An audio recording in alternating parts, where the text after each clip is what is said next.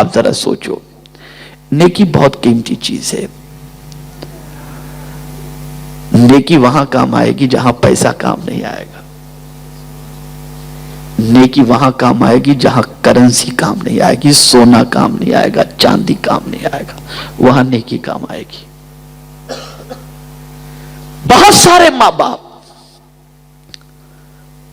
ناجائز و حرام دولت کے ذریعے اپنے بچوں کے لیے عیش قدے تعمیر کرتے ہیں اور ان کے مستقبل کو تابناک بنانے کی کوشش کرتے ہیں.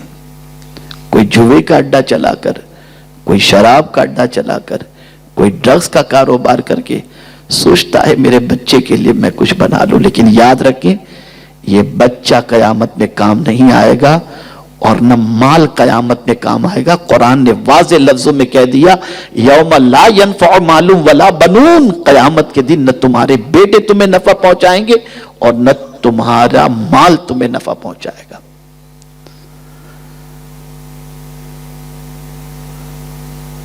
جس نیکی کو انسان چھوٹی سمجھ کر چھوڑ دیتا ہے وہ نیکی قیامت میں کام آئے گی. آئیے میں آپ کو بتاؤں،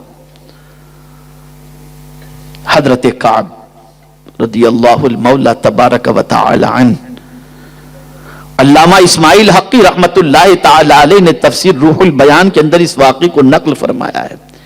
غور سے سنیے گا.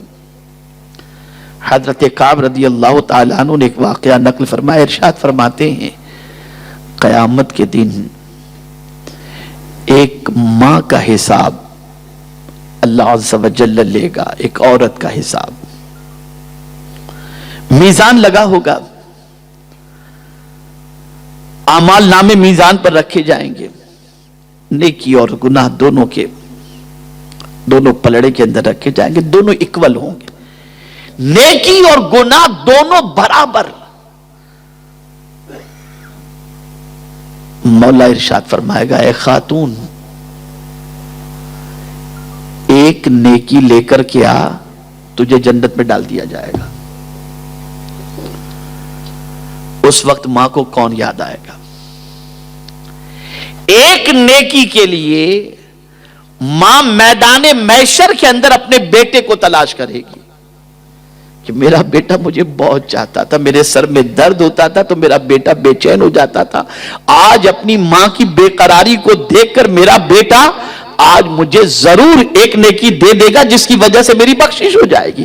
تلاش کرتی ہے، ماں کو پا لیتی ہے، ماں اپنے بیٹے کو پا لیتی ہے. بیٹے سے کہتی ہے میرے لختے جگر، میرے کریم نے فرمایا ہے کہ ایک نیکی لے کر کے آ، تیری بخشش ہو جائے گی.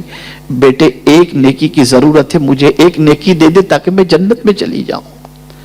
وہ بیٹا جو ماں کے سر میں درد محسوس نہیں کرتا، پر درد جو ہے برداشت نہیں کر پاتا تھا، ماں کے آنسو دے کر کے بے چین ہو جاتا تھا. ماں کی آرزوؤں کی تکمیل کے لیے جو بیٹا سب کچھ قربان کرنے کے لیے دنیا میں تیار تھا، قیامت میں ماں کو پریشان دیکھ کر ماں جب ایک نیکی مانگے گی تو بیٹا کہے گا ماں آج کے دن میں تیری کوئی مدد نہیں کر سکتا، کوئی مدد نہیں کر سکتا.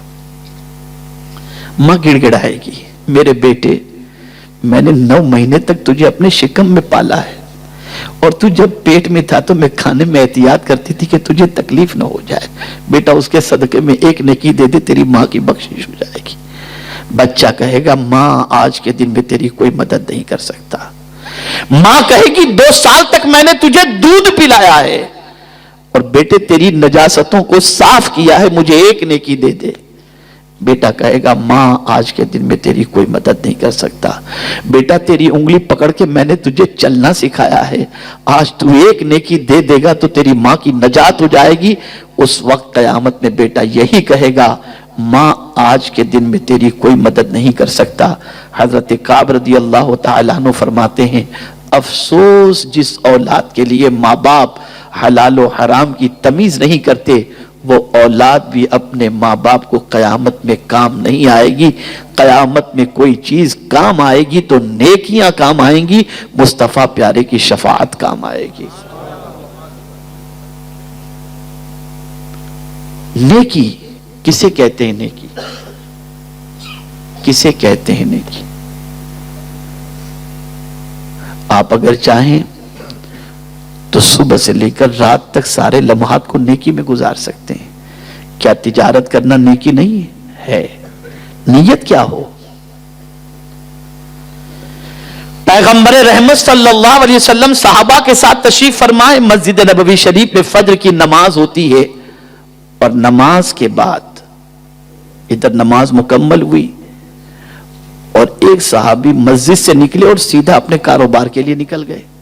توجہ چاہوں گا, کاروبار کے لیے نکل گئے. دوسرے صحابہ جو موجود تھے انہوں نے سرکار صلی اللہ علیہ وسلم کی بارگاہ میں عرض کیا, یہ تھوڑی دیر بیٹھ جاتے اور اللہ کا ذکر کر کے جاتے تو کیا یہ اچھا ہوتا, دنیا کے لیے کتنا جلدی یہ چلے گئے. تو پیغمبر اعظم صلی اللہ علیہ وسلم نے فرمایا, اگر یہ جانے والا اس نیت سے گیا ہے کہ میں تجارت کر کے اپنی بیوی بچے ماں باپ کے پیٹ کو حلال کے لقمے سے بھر دوں گا, تو اس کا یہ جانا بھی عبادت میں شامل ہے اور اس کا یہ جانا بھی نیکی میں شامل ہے. آپ اندازہ لگائیں, کیا ہم صبح تجارت کے لیے یہ نیت کر کے نکلتے ہیں کہ حلال کما کر اپنے بیوی بچوں کے پیٹ میں ڈالیں گے؟ ایک زمانہ تھا یہ نیتیں ہوا کرتی تھی.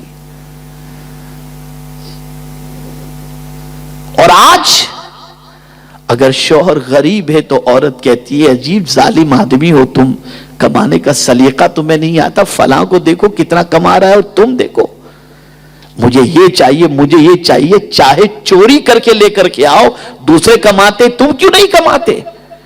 اور بہت سارے شوہر غلط راستے کے شکار بیویوں کی وجہ سے ہو جاتے ہیں اور حرام کی طرف بڑھتے ہوئے نظر آتے ہیں.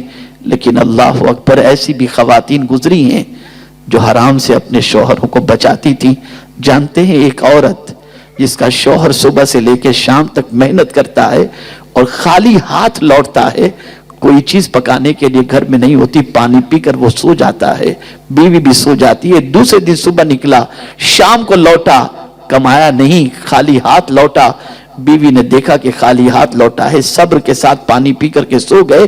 تیسرے دن بیوی کے دل میں خیال پیدا ہوا کہ کہیں ایسا نہ ہو کہ میرا شوہر میری محبت کے اندر کہ میں بھوکی رہتی ہوں 2 دن سے, اس کے لیے حرام کمائے, اس لیے میں اپنے شوہر کو پہلے ہی اس سے روک دوں. شوہر کو کہتی ہے میرے سرتاج, میں اپنے پیٹ کی آگ کو بھوک سے تو بجھا سکتی ہوں, جہنم کی آگ سے نہیں. خبردار حرام نہ کمانا اور حرام کما کے مجھے مت کھلانا, ورنہ میرا یہ پیٹ جہنم کی آگ بن جائے گا. اس لیے مجھے اس سے بچانا, چاہے ملے یا نہ ملے, لیکن جو بھی ملے سوائے حلال کی اور کوئی چیز نہیں ہونی چاہیے. یہ سوچ تھی, یہ مینٹلٹی تھی, یہ فکر تھی. نیکی بہت قیمتی چیز ہے. نیکی کے معاملے میں آگے نکل جاؤ, دنیا کو نیکی میں پیچھے چھوڑ دو. نیکی میں دنیا کا کوئی شخص تم سے آگے نہ نکلے. میں مبلغین سے بھی گزارش کروں گا کہ خاص طور پر یہ ذہن کے اندر رکھو, یہ نیکی وہ کر لے, یہ کر لے, وہ کر لے, تم کرو نیکی میں آگے, اس لیے کہ یہی چیز کام آئے گی. لیکن یہ بات بھی ذہن میں رہے, نیکی پر غرور مت کرنا کہ اتنی نیکیاں میں نے کی ہیں. جنت نیکی کی وجہ سے نہیں, اللہ کے فضل کی وجہ سے ملے گی, اس کا کرم ہوگا, ورنہ ہماری نیکیاں اس قابل کہاں. میں ایک واقعہ آپ کے سامنے عرض کروں, ایک بزرگ کپڑا بننے کا کام کرتے تھے. ایک بار انہوں نے سوچا کہ میں اتنا اچھا کپڑا تیار کروں کہ شہر کا جو بڑا بزنس مین ہے اس کے پاس یہ کپڑا لے کر کے جاؤں تو وہ خرید لے اور اچھی قیمت عطا کرے. بزرگ نے اس کپڑا بنا اور بننے کے بعد تیار کرنے کے بعد لے کر گئے اس کے پاس. اس نے دیکھا اور دیکھتے ہی کہنے لگا اس میں یہ عیب ہے, اس میں یہ عیب ہے, اس میں یہ عیب ہے, اس میں یہ عیب ہے. بزرگ نے جب کپڑا تیار کیا تھا تو کانفیڈنس تھا کہ اس کپڑے کو میں نے بہت اچھا بنایا ہے اور بہت قیمت آئے گی. لیکن جب جانچ کرنے والا, باریک جانچ کرنے والا تھا اور ماہر تھا, تو اس نے 1000 اس کے اندر عیب نکالے اور بتا دیا کہ اس میں یہ عیب ہے. وہ بزرگ رونے لگے تو وہ شخص کہتا ہے بابا فکر نہ کرو, آپ کا کپڑا لے لوں گا, آپ روتے کیوں ہو؟